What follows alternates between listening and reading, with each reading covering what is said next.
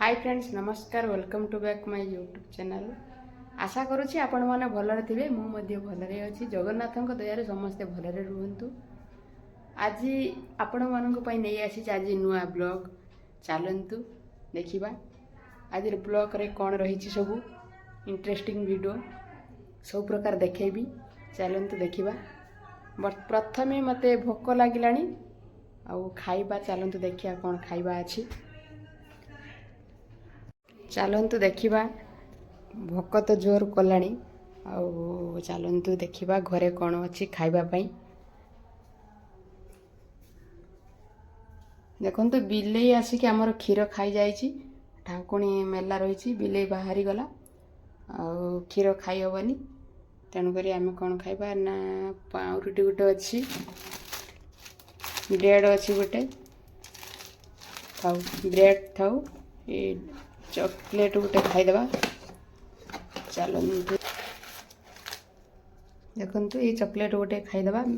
चलतु ये chocolate T आज मु खाइबी भोक जोर कला आपण मैंने चैनल को गोटे गोटे तो निहाती सब्सक्राइब करेंगे लगू थाए चैनल को गोटे गोटे सब्सक्राइब करेंगे।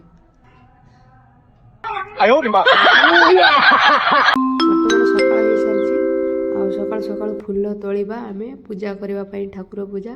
चलतु टगर गचरे दुईटी पुक रही ताकू आमे काढ़ीदबा सब पत्र को खाईजिब। चलतु देखा देखु सकाल सकाल फूल टगर फूल तुलु तुलु देखु कोई ता गचरे ऊपर कौन रही ये पुक सब गच खाई आउछंती देखु आ गोटे दीटा ये गछ पुक सब खाई होती पत्र सब।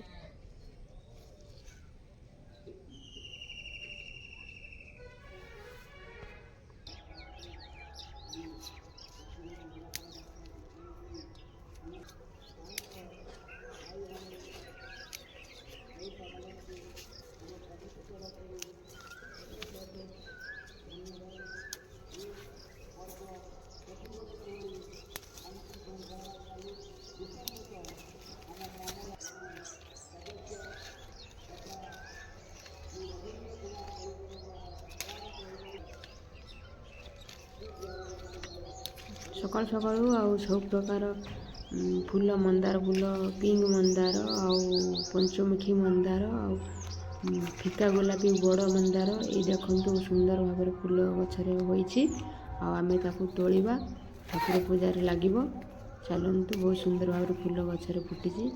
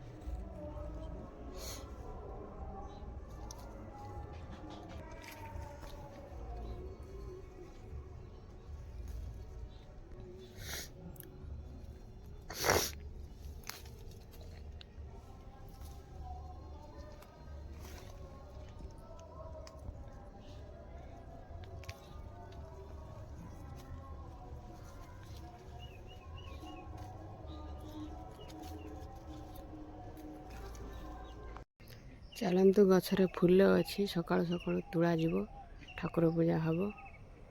चलतु तुलिबा फूल दुटी।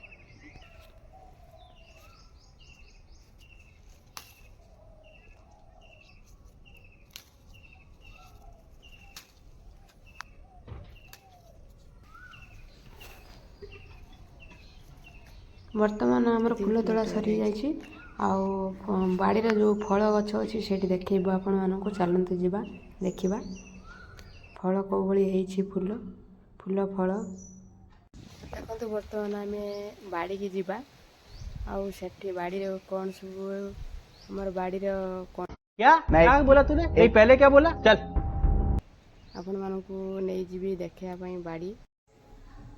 ଦେଖନ୍ତୁ ଲେମ୍ବୁ ବାଡ଼ିରେ ପଶିକି ନେଇଯାଇଛନ୍ତି ଲେମ୍ବୁ ଚୋରି କରିକି, ବାଡ଼ ଭାଙ୍ଗିକି ଚୋରି କରିକି ନେଇଯାଇଛନ୍ତି। ଦେଖନ୍ତୁ ଆଉ ବଡ଼ ବଡ଼ ଲେମ୍ବୁ ସବୁ ବାଛିକି ନେଇଯାଇଛନ୍ତି। ଆଉ ଦେଖିବା ଚାଲନ୍ତୁ ଆମର ଲେମ୍ବୁ ଗଛରେ କେତେ। ବର୍ତ୍ତମାନ ଆମେ ବାଡ଼ିରେ ଆସି ପହଞ୍ଚିଗଲେ। ଦେଖନ୍ତୁ ଆମେ ବାଡ଼ି ଭିତରେ କେଉଁ ଭଳି ଲେମ୍ବୁ ଗୁଡ଼ାକ ଚୋରି କରିକି ନେଇଯାଇଛନ୍ତି।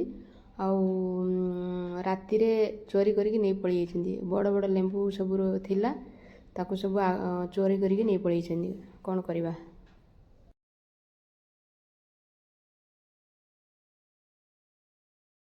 ବଡ଼ ଅଛି।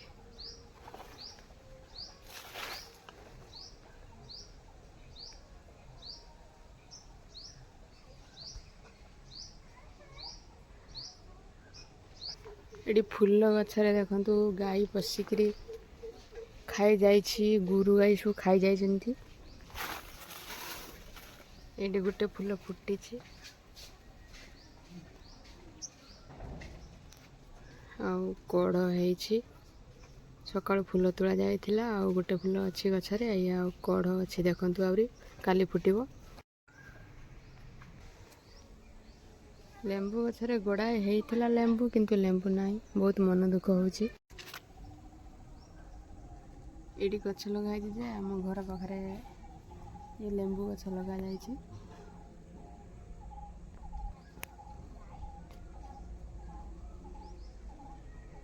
ଦେଖନ୍ତୁ ଗୋଟେ ଲେମ୍ବୁ ଦୁଇଟି ହେଇଛି, ଛୋଟ ଛୋଟ ପୁରା ହେଇଛି।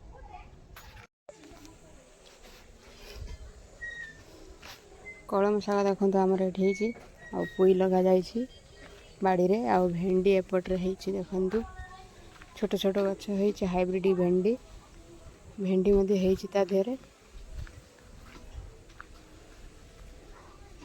ଆଉ ଏଠି ଦେଖନ୍ତୁ ବାତାପି, ଦେଖନ୍ତୁ ବାତାପି ହେଇଛି ଗଛରେ କେଉଁ ଭଳି ଭାବରେ।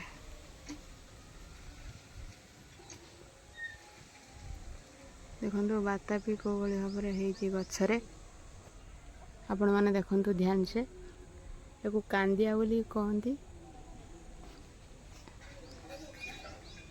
ପାଚି ନାହିଁ ବର୍ତ୍ତମାନ ଇଏ ଗଛର ଅଛି, ପାଚିଲେ ଖିଆଯିବ।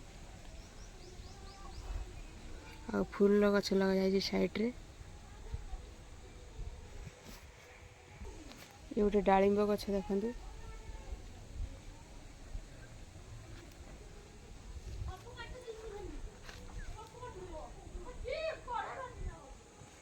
ଆମର ଏଠି ଟିଏଲ୍ ଅଛି, ଦେଖନ୍ତୁ ପାଣି ଟିଏଲ୍।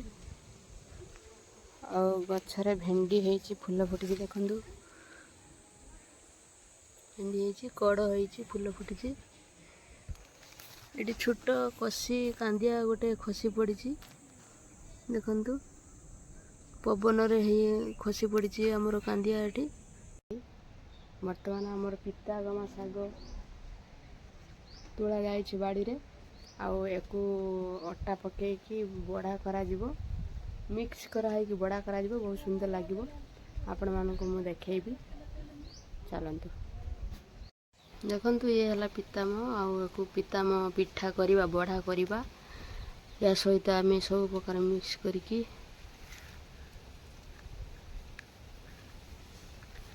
ବହୁତ ସୁନ୍ଦର ଭାବରେ ହେଇଛି, କଅଁଳିଆ ପୁରା। ଦେଖନ୍ତୁ ଆମ ବାଡ଼ି ପିତାମ ଶାଗ। ବର୍ତ୍ତମାନ ବାଡ଼ି ପିତାଗମା ପିଠା କରିକି ଖାଇବା।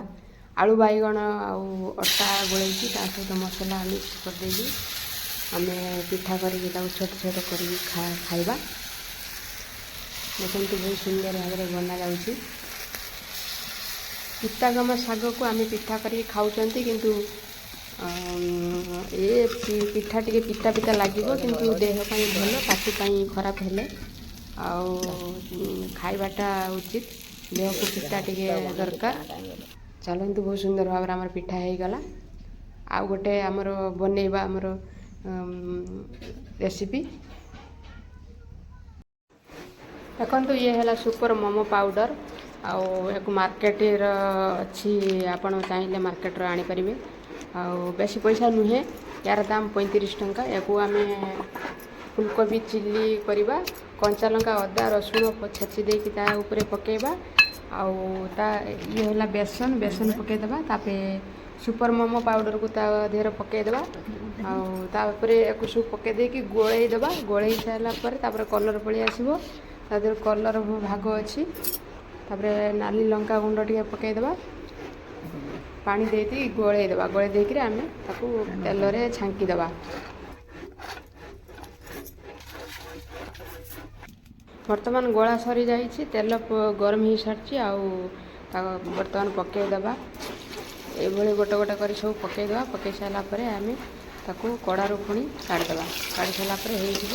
ତାକୁ ଭାତ ସହିତ ଖାଇପାରିବେ ଆପଣ, ଆଉ ନାସ୍ତାରେ ବି ସନ୍ଧ୍ୟାବେଳେ ବି କରିପାରିବେ। ପକୁଡ଼ି କରିବା।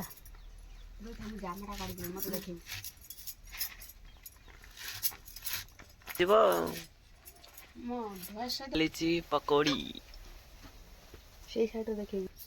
ଆଉ ନାଚ ଦେଖୁଛନ୍ତି।